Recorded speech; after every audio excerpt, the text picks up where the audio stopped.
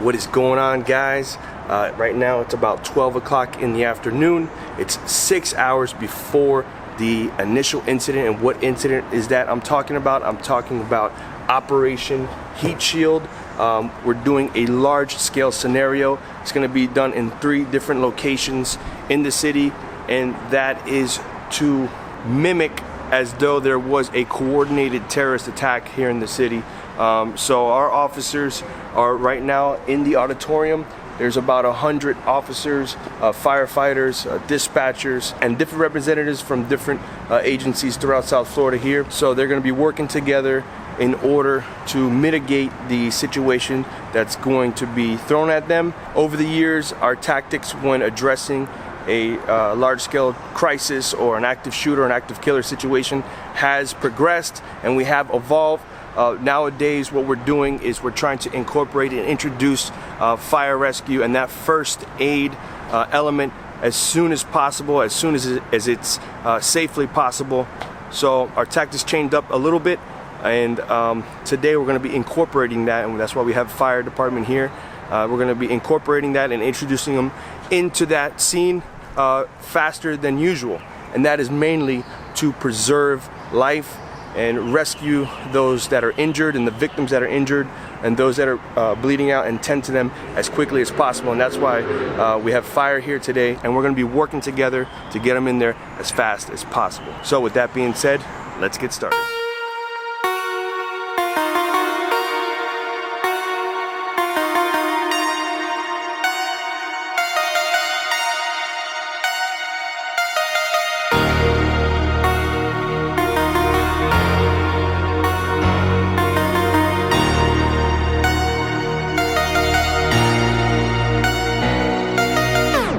Alright guys, so we're here at the Greater Miami Temple Israel.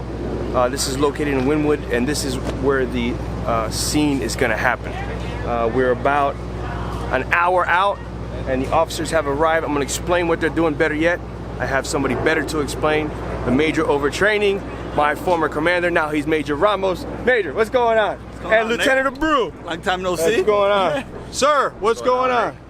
All right. You want to give a brief rundown of what's going on today? I already did in the beginning. Okay. But maybe coming from you, it sounds better. Well, we'll give you the first steps of it, which is extremely important. No great exercise can be completed or started without safety. So, as you can see here, what we do first is that we get all the officers to make sure they're all safe, clear, and empty. There's no live ammunition, no weapons involved in any of the scenarios that we do. So we want to make sure that not only are the officers safe, but also the participants that will be doing the role playing. Lieutenant Abreu, he's the unit commander of the in-service training side, and he's actually the lead controller as well, making sure that everything that we have planned here goes smoothly. So some of the main things that he has to make sure that occur are? Well, like the Major said, safety is paramount for everybody.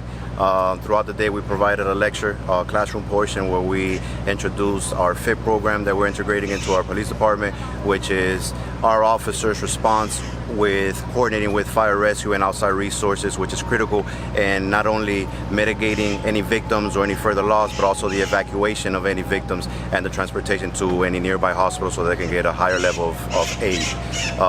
Once we did the classroom portion, everybody caravanned to the incident location or the the scenario, at which point we were going to put everything into practice, which we discussed earlier throughout the day. The entire building has been sanitized. All pedestrians that have nothing to do with the scenario have been evacuated, or they're gone for the day. Where we introduce our own victims, which are role players, our police recruits that just recently graduated. They have specific instructions as to what's going to transpire throughout the day and at what time all of these actions are going to take place, so that we can entice the officers or give them a driving force so they can get introduced further into the scenario. They're going to encounter multiple injuries, victims, and an active shooter, which is going to be inside of the location. So Nick, what happens now is that we have all the officers ready. We're going to now equip them with ammunition equipment, which is less than lethal. We're going to give them some protective gear as well, because there's going to be ammunition involved. and we prep them and we tell them in the next couple of hours you're going to be receiving some instructions, and you're going to enter the location and ensure that not only the lives that are inside being hurt are evacuated properly, but that we neutralize or contain the subject that's causing harm. We want to do this on a consistent basis. We think it is extremely important not only to be prepared for active shooter events, but also to begin to collaborate with the fire department and train together so we could have safe resolutions to any incident that occurs in the city, man. All right, so You gonna be with us? Well, yeah, I'm in there. All right, we're gonna put you in. We're gonna put you in a rescue task force. All right, guys, you going in there. All right, they're let's going go. in there too. All right, you got it. All right, Thank sir. you. Thanks, right. appreciate it. So I'm gonna be taking you guys along, more of a first person, so you can see what's going on, kind of like you're there. I'm actually not gonna be participating in the scenario. However, on social media, we are gonna be utilizing our platforms as though it was an active shooter incident. So we're putting out tweets on our Twitter informing the public of the situation, on how it's progressing and how we're addressing it, and any safety concerns or any tips to let the audience know, hey, we're on the scene, to please stay clear of the area. So it's a good training all around with this. So I'm gonna go get geared up real quick. I'm gonna get the head mask, I don't want to get shot in the face. We'll get a vest so they know I'm in, and we're gonna go from there.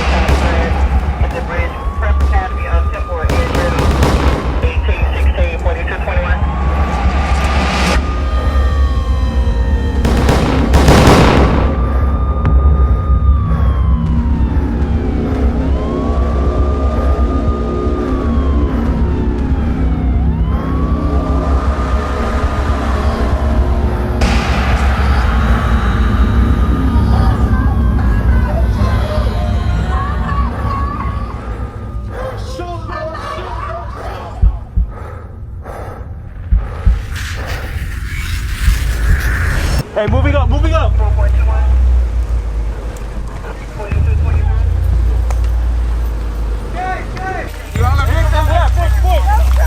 a rock.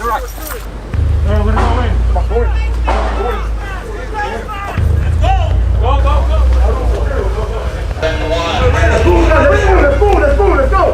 Let's go. Right flag, cover that room.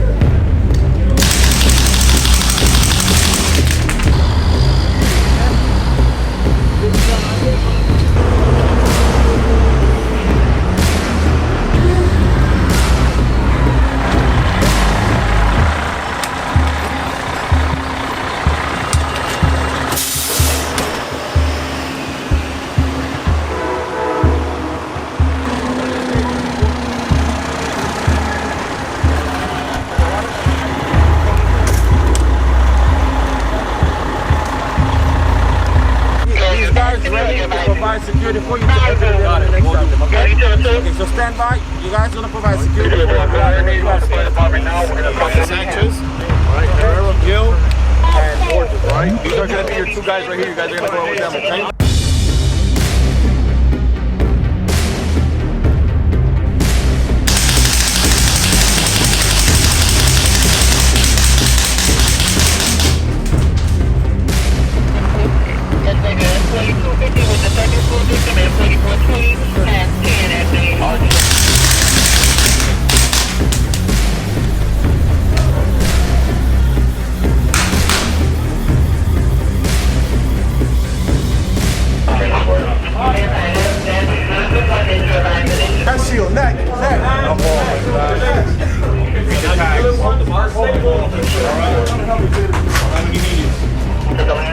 Got that one ready here. Pull, pull.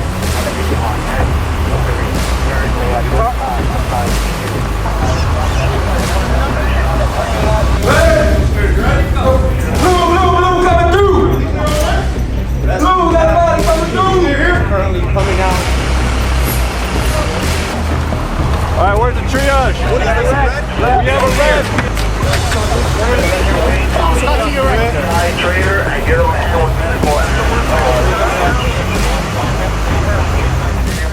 Locked in the room. Is advising that if we get some water, get us hostages out. Can we see The water's en route, man. Go.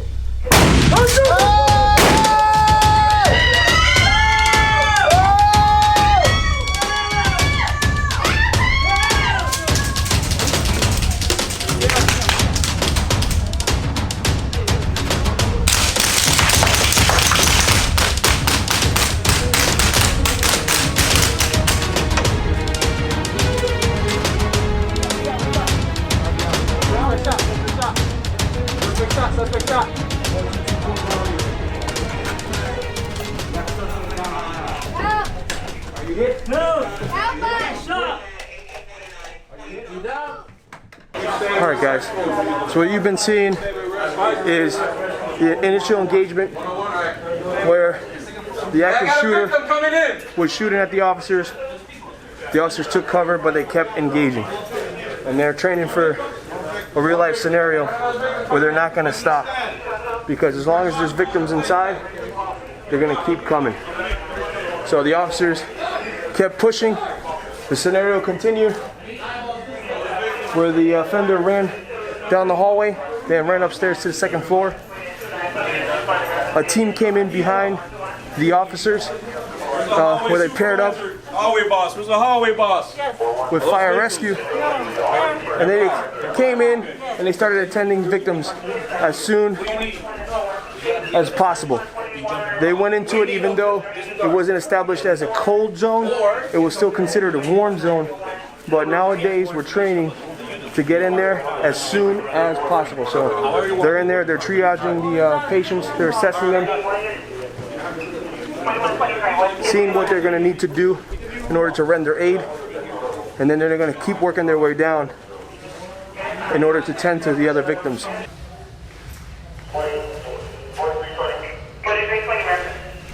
So on the ground behind me is blank training rounds,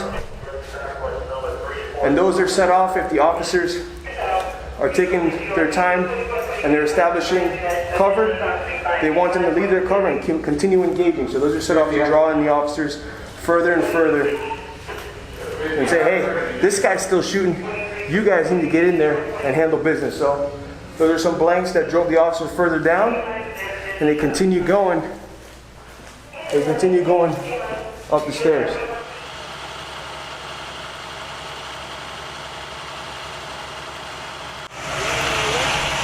So in this situation, they have areas set up here, and they're going by color code. Green being the least serious of injuries, all the way into red. Red area where it's going to be the most critical victims. So those are the ones that need treatment ASAP.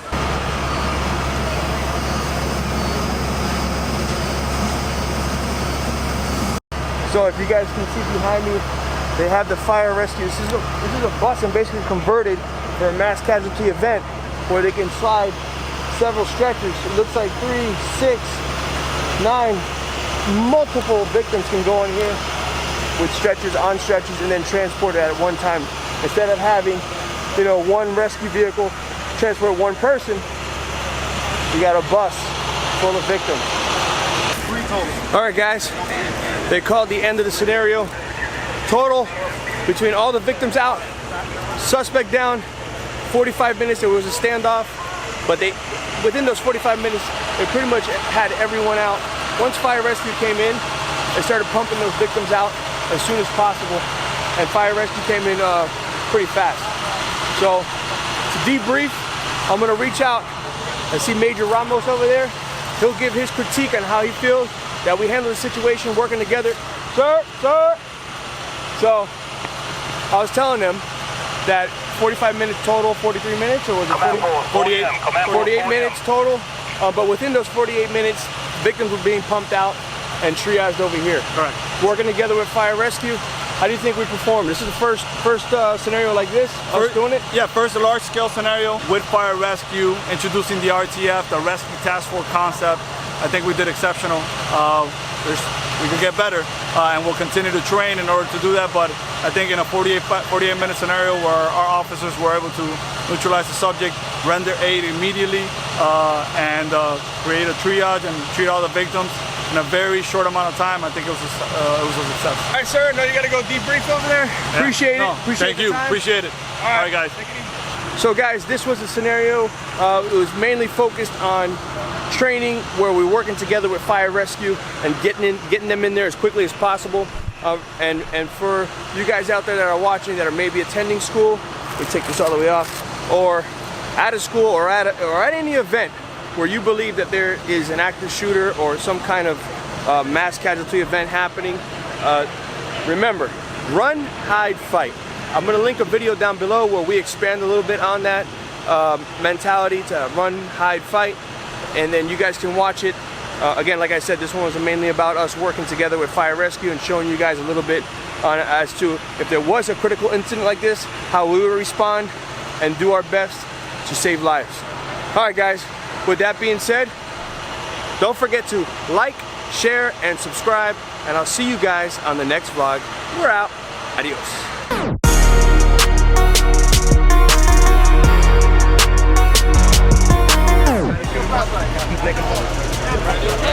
I lost my radio and my flashlight. Thank you. Yeah, man. They got you on camera. Hey, you kept going, right? Yes, sir. That's oh, man. How'd you feel? Amazing. Very sweaty. Very intense. Very, very intense. Very light, you guys. Puts it in perspective. Good learning experience. Say it again? Good learning experience. Good learning experience? It puts it in perspective. Training is always good. What about you? Training is always good. Training's always good. Was your heart pumping? Oh man, I lost my breath just running to the staging area. All right. And running in there was worse. It's just a lot of weight. A lot of weight.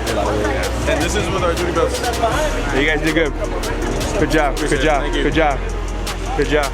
There he is. How do you think they did from the bad guy's perspective? I think the officers responded professionally. They did what had to be done, and they neutralized the threat, and they saved a lot of lives.